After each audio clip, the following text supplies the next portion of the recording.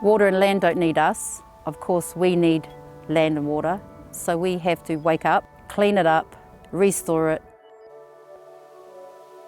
When I became a grandmother, it gave me the importance to fast track, unite with the right people to reclaim, re-energise, reclean, relearn and restore our beautiful home. If you look at Mother Earth as one body, Europe is the head of the body. And so the structures and systems were lost within that head, which disconnected the rest of the body.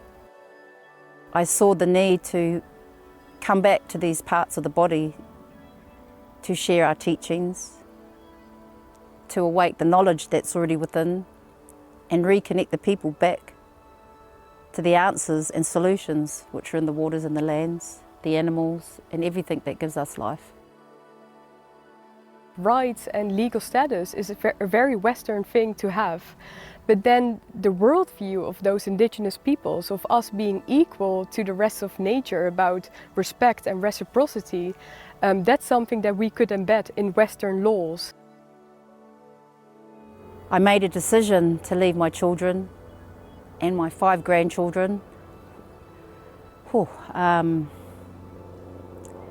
every second of minute, hour, day, week, month, I miss them. But we have our own struggles back home. But on the bigger picture, what I'm doing in Europe, getting the strong voices to unite, bringing the resources back to our lands, we'll be able to heal.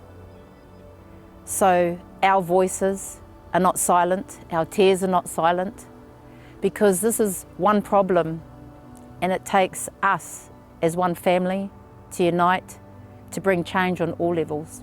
What makes me hopeful today is the younger generation. With the positiveness of technology, we have to bridge with the modern and technology, but the younger generation see each other as equal.